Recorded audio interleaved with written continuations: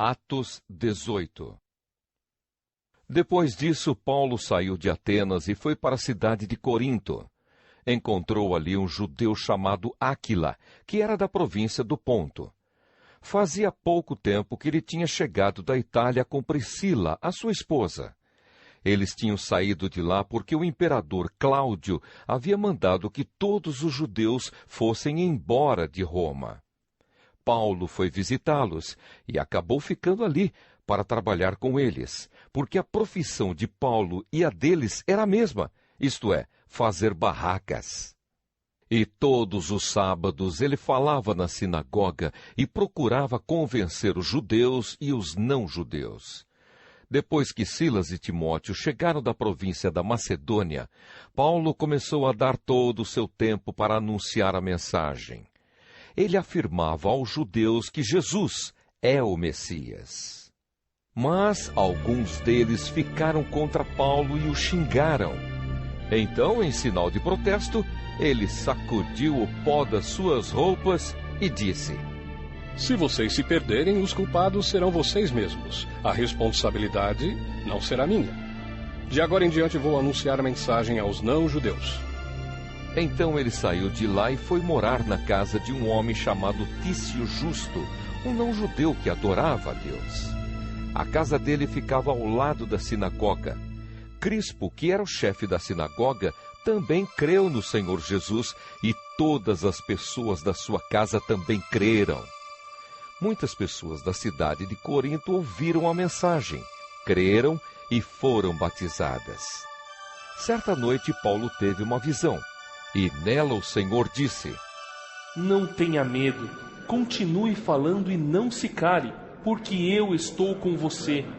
Ninguém poderá lhe fazer nenhum mal, pois muitas pessoas desta cidade são minhas.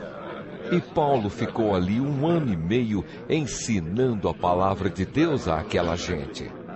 Quando Galho se tornou governador da província da Acaia, os judeus se juntaram contra Paulo. Eles o agarraram, o levaram ao tribunal e disseram ao governador: Este homem está querendo convencer o povo a adorar a Deus de um modo que é contra a nossa lei.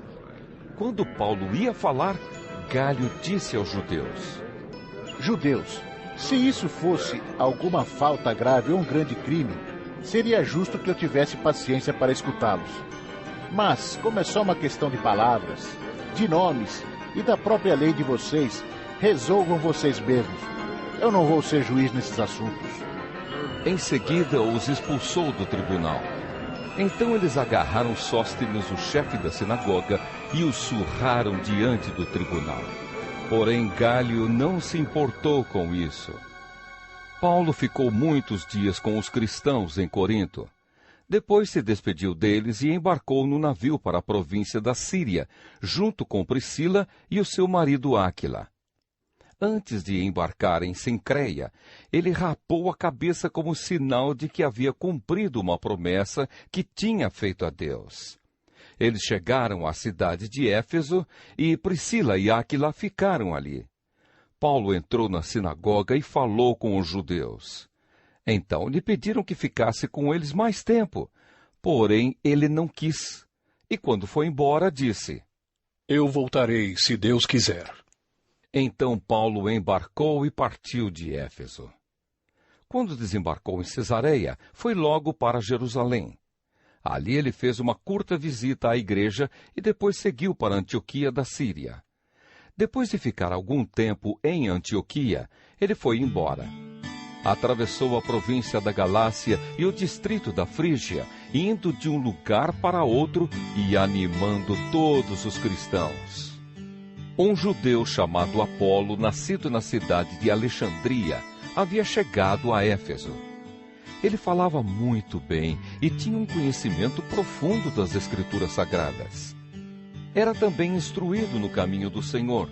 Falava com grande entusiasmo e o seu ensinamento a respeito de Jesus era correto. Porém, conhecia somente o batismo de João. Ele começou a falar com coragem na sinagoga. Priscila e o seu marido Áquila o ouviram falar. Então o levaram para a casa deles e lhe explicaram melhor o caminho de Deus. Quando Apolo resolveu ir para a província da Caia, os cristãos de Éfeso o animaram e escreveram cartas para os irmãos de lá, pedindo que o recebessem bem.